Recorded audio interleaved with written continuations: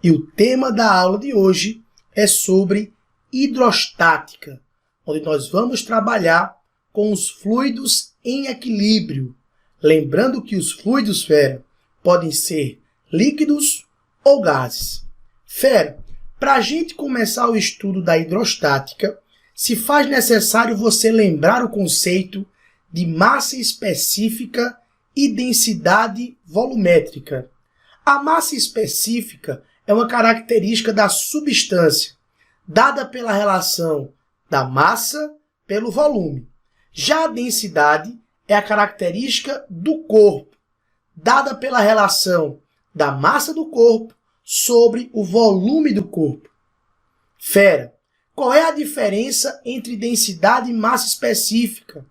Matematicamente, nenhuma, porque as duas são dadas pela relação massa sobre volume, mas a massa específica é uma característica da substância, já a densidade é uma característica do corpo. A parte boa é que para os fluidos, como são considerados corpos homogêneos, a densidade e a massa específica acabam coincidindo. Então aqui nós não teremos problema em fornecer a densidade do fluido ou a massa específica do fluido, pois para os fluidos a densidade coincide com a massa específica.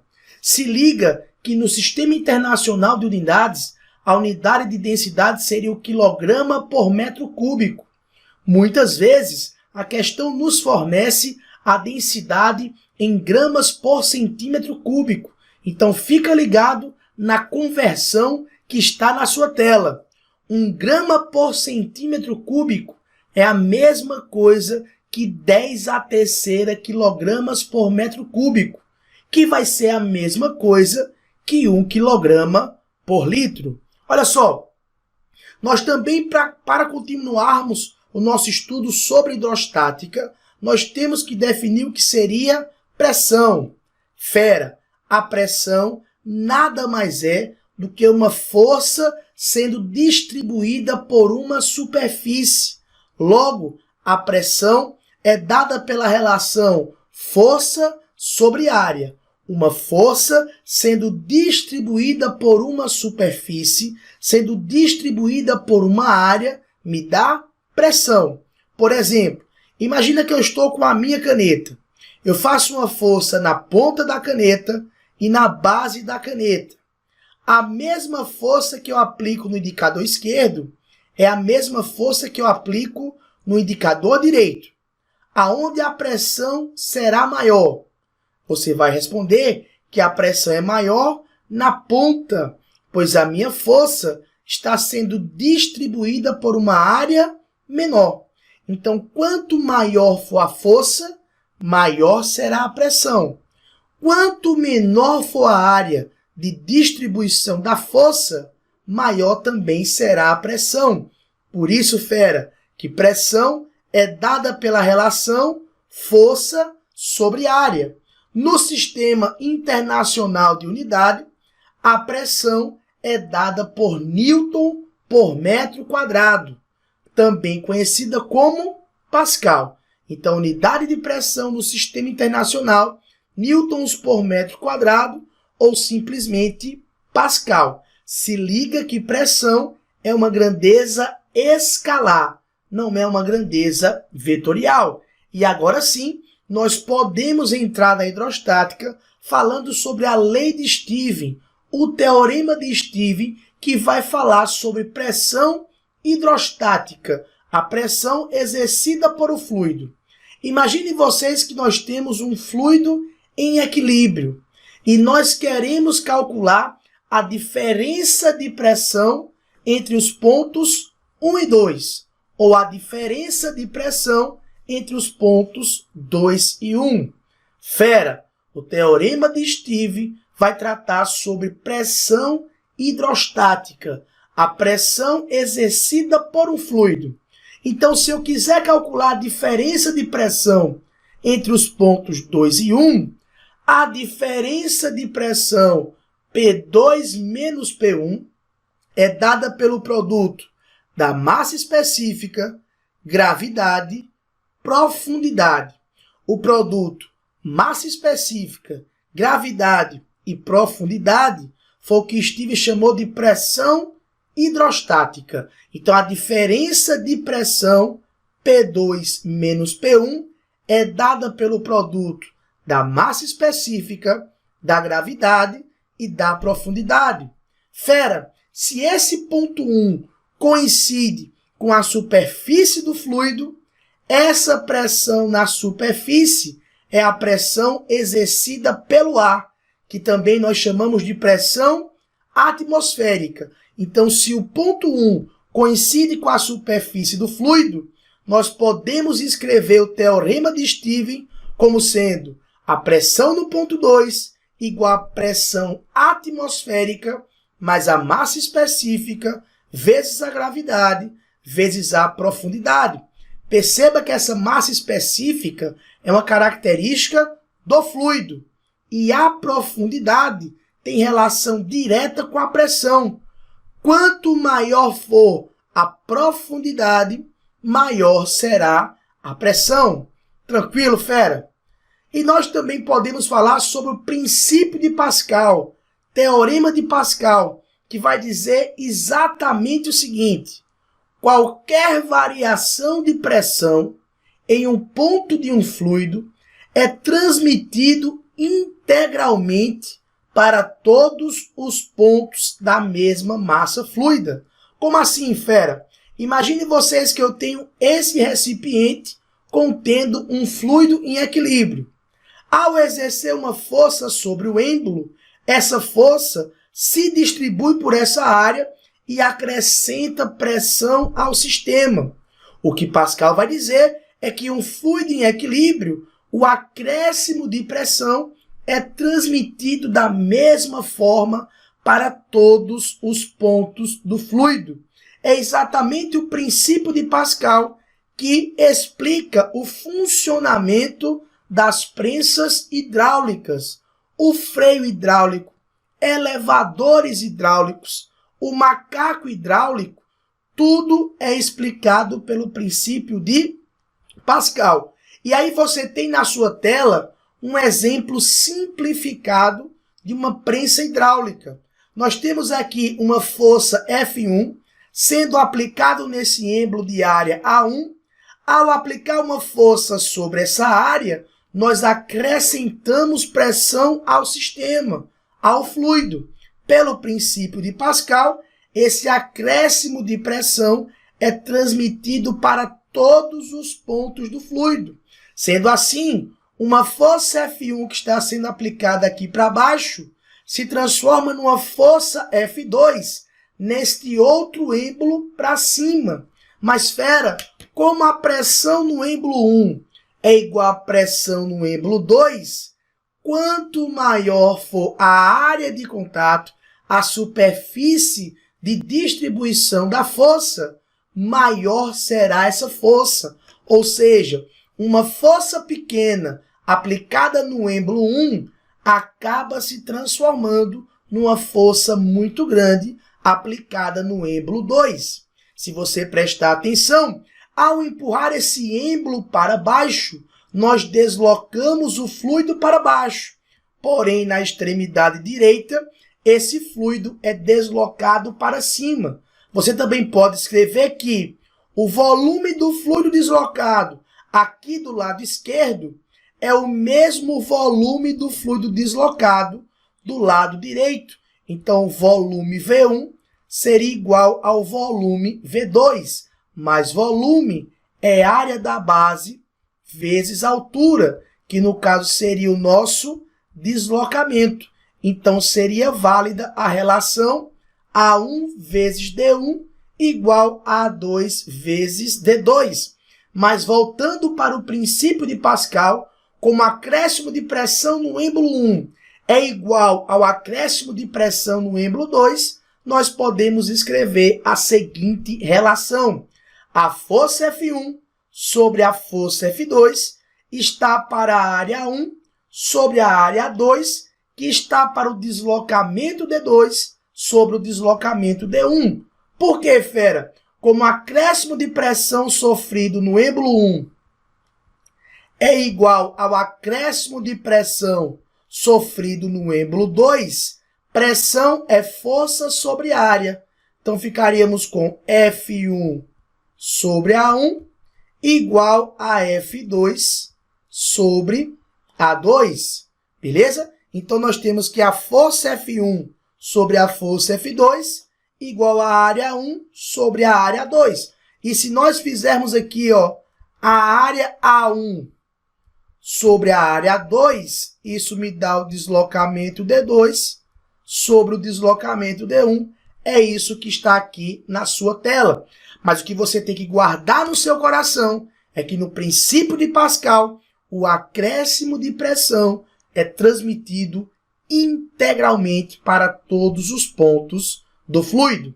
E o terceiro e grande teorema da hidrostática é o princípio de Arquimedes, ou teorema de Arquimedes, que vai falar sobre a força de empuxo. Imagina você que nós temos um corpo total ou parcialmente mergulhado em um fluido, em equilíbrio. Ele vai receber deste fluido uma força de direção vertical e sentido para cima, cuja intensidade é igual à do peso do fluido deslocado pela parte imersa do corpo. Como assim, Taveira? Olha aí na sua tela. Imagina que nós temos esse corpo em equilíbrio no interior deste fluido. Taveira, se ele está em equilíbrio, nós sabemos que nós temos uma força que puxa esse corpo para baixo, que seria a força peso. Mas se esse corpo está em equilíbrio, é porque tem uma força de direção vertical e sentido para cima, aplicada pelo próprio fluido. Essa força que o fluido aplica nos corpos que estão imersos no seu interior recebe o nome de empuxo. E essa força de empuxo é exatamente igual ao peso do fluido deslocado. Lembrando que o fluido deslocado, a quantidade do fluido deslocado é exatamente igual à quantidade do volume do corpo que está dentro do fluido. Sendo assim, nós podemos escrever a força de empuxo como sendo o produto da densidade do fluido, da aceleração da gravidade e do volume submerso, ou seja, o volume deslocado pelo corpo. Ou seja, se o próprio corpo está totalmente imerso no fluido, o volume deslocado é o próprio volume do corpo. Mas, por exemplo, se somente a metade do corpo está submersa no interior do fluido, o volume deslocado seria apenas a metade do volume do corpo. Então, não esquece, empuxo é densidade do fluido, volume do fluido deslocado, aceleração da gravidade. Vamos ver como caiu no Enem? Vem comigo. Olha só, na prova de 2018, a última prova do Enem, nós tivemos uma questão sobre pressão. Vamos ler comigo? Talvez você já tenha bebido suco usando 2 canudinhos iguais. Entretanto, pode-se verificar que, se colocar um canudo imerso no suco e outro do lado de fora do líquido, fazendo a sucção simultaneamente em ambos, você terá dificuldade em bebê-lo. Esta dificuldade ocorre por quê? Olha só, fera, vamos imaginar que nós temos um recipiente contendo um fluido. Então, vou imaginar aqui um recipiente contendo um fluido. No caso aí da nossa questão, ele disse que o fluido era um suco. Então, vou desenhar aqui rapidamente para vocês. Vamos imaginar que nós temos aqui um recipiente que contém um fluido, tranquilo? E aí você vai usar de 2 canudos para tomar esse suco. Um canudo que foi colocado na parte interna do copo, tranquilo? E um canudo que foi colocado na parte externa do copo. Tranquilo, pessoal? que vai acontecer aqui? Primeira coisa, como é que você explica o funcionamento de um canudo? Esquece o canudo que está fora. Você coloca um canudo no interior do fluido e com a boca você vai chupar o ar que se encontra dentro do canudo. Quando você faz a sucção, você retira o ar no interior do canudo e a pressão fora do canudo acaba sendo maior que a pressão no interior do canudo. Essa diferença de pressão empurra o fluido para dentro do canudo, porque o fluido sempre vai procurar pontos de menor pressão. Então você vai sugar o ar de dentro do canudo, vai gerar uma região, 2 pontos com diferença de pressão. A pressão fora do canudo é maior que a pressão no interior do canudo. Essa diferença de pressão empurra o fluido para dentro do canudo. Mas o que acontece se você usa 2 canudos, sendo um canudo dentro do fluido e o outro canudo fora do fluido? Vamos imaginar que você está com a boca nos 2 canudos. A minha boca não vai ficar tão boa assim, tá bom? Vamos imaginar que você está com a boca, você está com os 2 canudos na sua boca. Quando você sugar o ar de dentro do canudo que está no fluido, acontece que a pressão atmosférica aqui fora vai empurrar o ar que está nesse canudo para dentro do canudo que você retirou o ar. Ou seja, você vai sugar o ar que está dentro do canudo no interior do fluido, mas este canudo que está fora vai acabar jogando o ar deste canudo para dentro do canudo que você acabou de retirar o ar. Ou seja, não vai acontecer uma diferença de pressão. Então você suga o ar de um canudo e o outro canudo que está fora vai jogar o ar para dentro. Ou seja, se não existe diferença de pressão, fica muito difícil do fluido se deslocar para dentro do canudo. Ou seja, a resposta para essa questão aqui seria a alternativa E. A pressão no interior da boca assume praticamente o mesmo valor daquela pressão que atua sobre o suco. Porque ao retirar o ar de dentro do canudo que está dentro do fluido, o canudo que está fora empurra o ar de volta para dentro do canudo. Sendo assim, você não teria uma diferença de pressão. E a alternativa correta para essa questão do ano passado, de 2018, seria a alternativa E, de eu vou passar na prova do Enem. Vamos lá para mais uma questão? Olha só, essa questão foi de 2013 e ele fala o seguinte: para oferecer acessibilidade aos portadores de dificuldades de locomoção, é utilizado em ônibus e automóveis o elevador hidráulico. Elevador hidráulico, princípio de Pascal.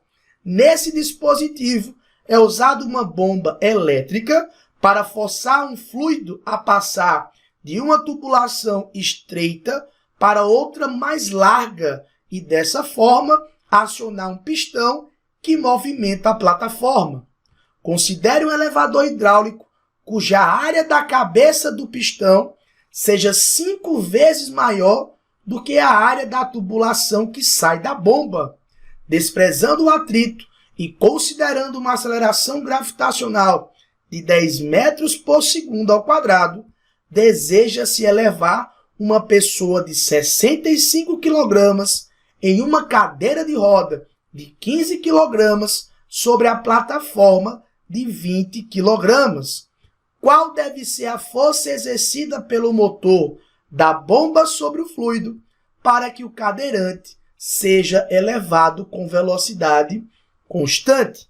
Fera, essa questão eu peguei diretamente da prova do Enem de 2013 e a resposta aqui vai ser a letra C. Essa questão já veio gabaritada, mas nós vamos provar que a letra C está correta? Se liga.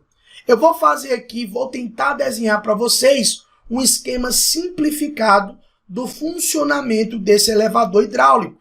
Vamos imaginar que nós temos aqui a prensa hidráulica, como eu mostrei para vocês lá na parte teórica, certo?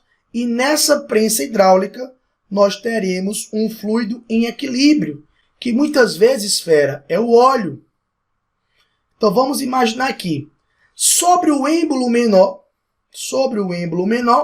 que é exatamente onde vai ser aplicada a força pela bomba, é aplicada uma força F1 sobre uma área, fera, que eu vou chamar de área A1.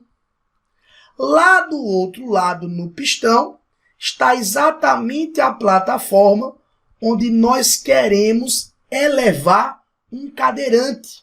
Fera, para elevar esse cadeirante, essa força F2 aplicada na plataforma, já que eu vou elevar o cadeirante com velocidade constante, essa força F2 deve ser igual ao seu próprio peso, tranquilo? Só que essa força F2 será aplicada numa área A2.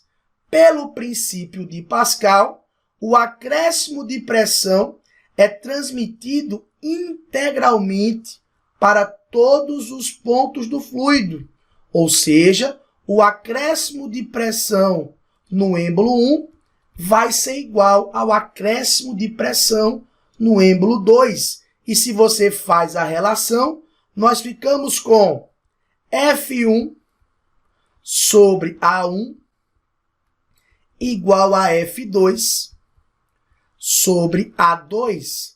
De boa? Lembrando que ele disse na questão que a área do êmbolo maior, a área do pistão, é 5 vezes maior que a área do êmbolo menor. Então, eu vou escrever que a área A2 5 vezes maior que a área A1. E se a força F2 tem que ser igual à força peso, já que o cadeirante vai ser elevado com velocidade constante, lembra que força peso é massa vezes gravidade. Se você pegar a massa do cadeirante, que é de 65 kg, a massa da cadeira, que é de 15 kg, e a massa da plataforma, que é de 20 kg, a massa total acaba sendo uma massa de 100 kg para uma gravidade de 10. Logo, a força F2, que tem que ser igual à força peso, vai ser uma força de 1000 newtons. E fera, com esses dados aqui, nós já resolvemos a nossa questão. Porque a força aplicada sobre a bomba, que é a pergunta, sobre a área 1, vai ser igual à força F2, que é igual ao próprio peso do conjunto, sobre a área A2, que, segundo a questão, 5 vezes maior do que a área A1. Cancelamos aqui a área 1 com a área 1, logo a força F1 vai ser a relação entre 1000 sobre 5. E aí, fera, 1000 dividido por 5 me daria uma força de 200 newtons. Ou seja, para elevar um cadeirante a uma velocidade constante, cujo peso total é de 1000 newtons, seria necessária apenas uma força de 200 newtons. E aí, se você retorna lá para a nossa questão, realmente a alternativa correta aqui seria a alternativa C, de com certeza você vai detonar na prova do Enem. Se você for copiar, tira o print ou pausa para copiar e nós vamos para a próxima questão. A próxima questão também foi do Enem de 2018, uma questão sobre empuxo, teorema de Arquimedes. Vamos juntos, olha só. Usando um decímetro cuja menor divisão da escala, isto é, a diferença entre duas marcações consecutivas é de 5 vezes 10 a menos 2 gramas vezes centímetro elevado a menos 3, que seria a mesma coisa que gramas por centímetro cúbico, Um estudante realizou um teste de densidade. Colocou este instrumento na água pura e observou que ele atingiu repouso na posição mostrada. Em dois outros recipientes A e B, contendo 2 litros de água pura em cada um, ele adicionou 100 gramas e 200 gramas de NaCl, respectivamente. Quando o cloreto de sódio é adicionado à água pura, ocorre sua dissociação, formando os íons Na+, e Cl-. Considere que esses íons ocupam os espaços intermoleculares na solução, ou seja, eu vou adicionar NaCl, mas o volume permanece o mesmo. Nestes recipientes, a posição de equilíbrio do densímetro está representada em... Fera, olha só, essa questão seria mais interpretação do que conta.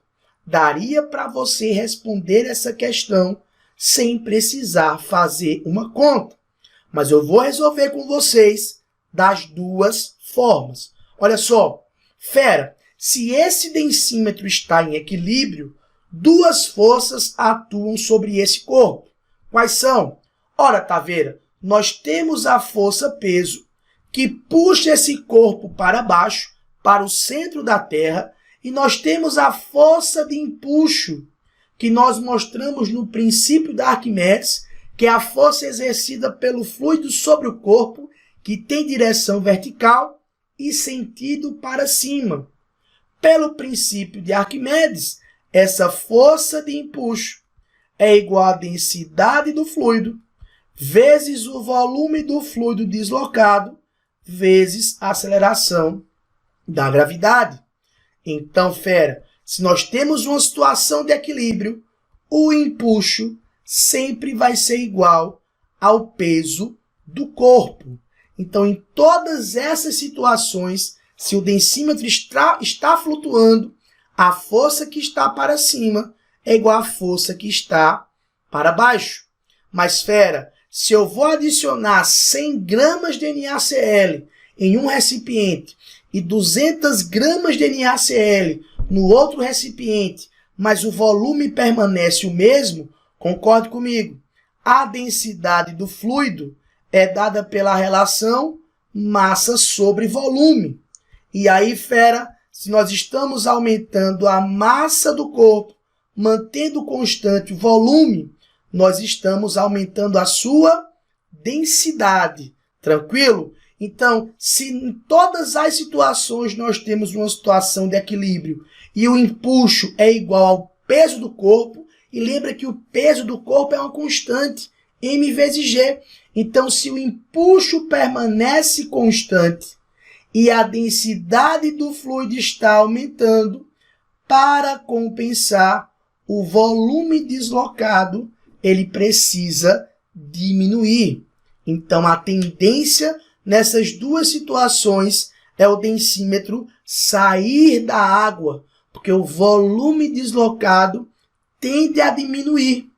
Se você soubesse disso, você já acertaria essa questão. Repito, como a força de empuxo é constante, pois ela é igual ao peso do corpo, e nós estamos acrescentando massa no fluido, e o seu volume permanece constante, quanto maior for a massa, maior vai ser a densidade.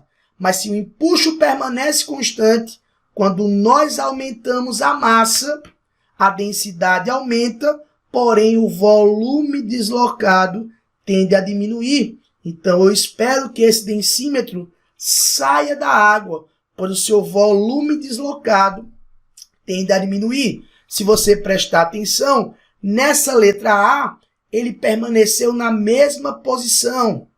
Está fora. Nessa letra B, os dois afundaram. Está fora. Nessa letra C, os dois afundaram. Está fora. Nessa letra D, os dois saíram. E nessa letra E, os dois saíram também. Mas se você prestar atenção, qual das duas alternativas estaria correta? Aí nós vamos escrever isso agora. Vem comigo. Concorda comigo? A densidade da água na situação 1 será a massa da água mais a massa de NaCl colocada no recipiente 1 sobre o volume, beleza? Mas nas duas situações, a massa da água e o volume permanecem a mesma coisa. Mas eu vou acrescentar uma massa de 100 gramas para um volume de 2 litros. Fera, 1 litro equivale a 1 centímetro cúbico.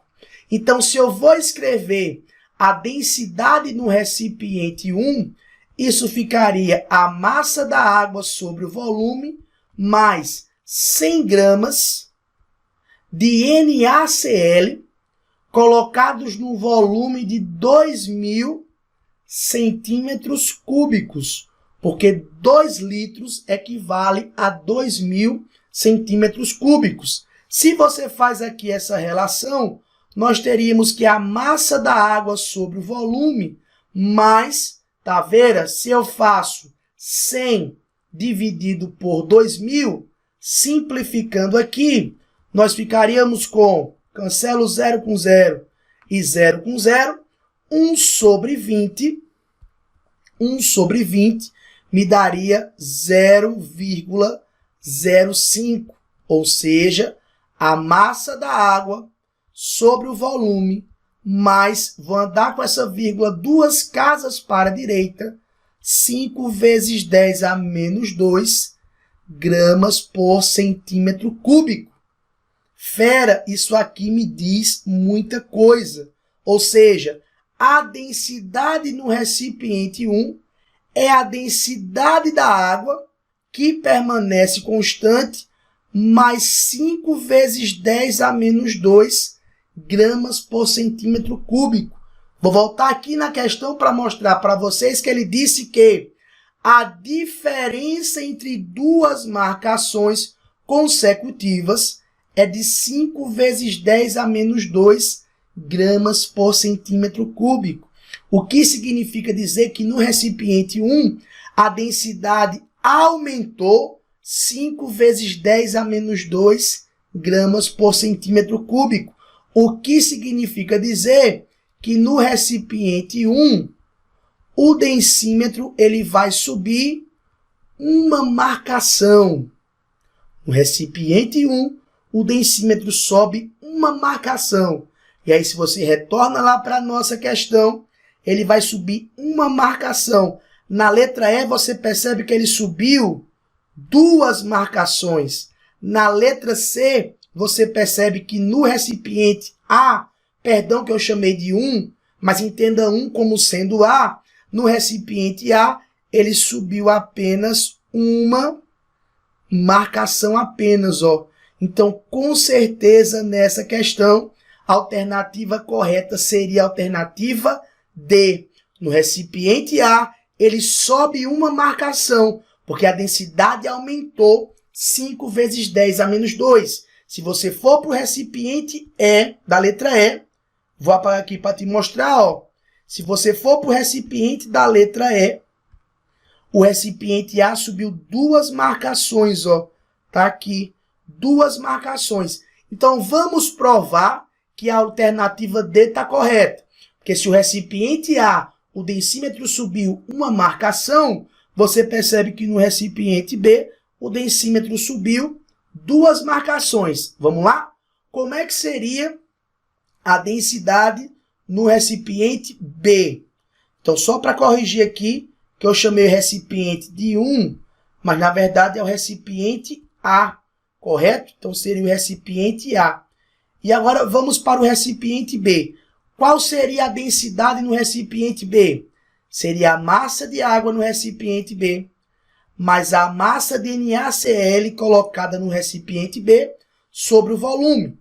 Então, ficaria a massa da água sobre o volume, mais 200 gramas no segundo recipiente, para um volume de 2 litros ou 2 centímetros cúbicos. E aí, se você faz isso aqui, nós ficamos com a massa da água sobre o volume, mais, vamos simplificar.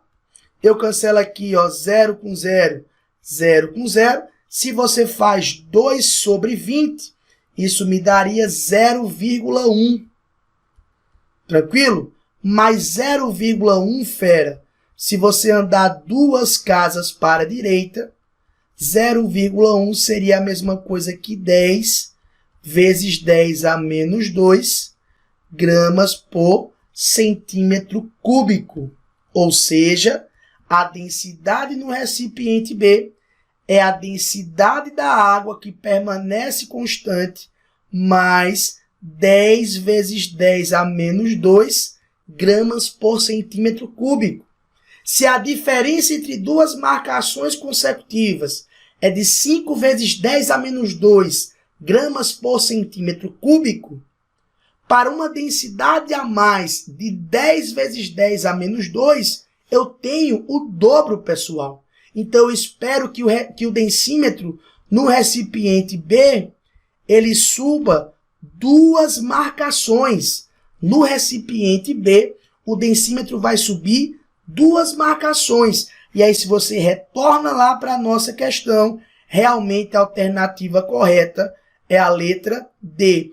O recipiente A, o densímetro sobe 1 marcação, e no recipiente B, o densímetro sobe 2 marcações. E a alternativa correta seria a alternativa D, de detonando na sua prova do Enem. E com isso aqui, pessoal, nós finalizamos mais uma aula. Eu espero ter te ajudado e vamos juntos na sua aprovação.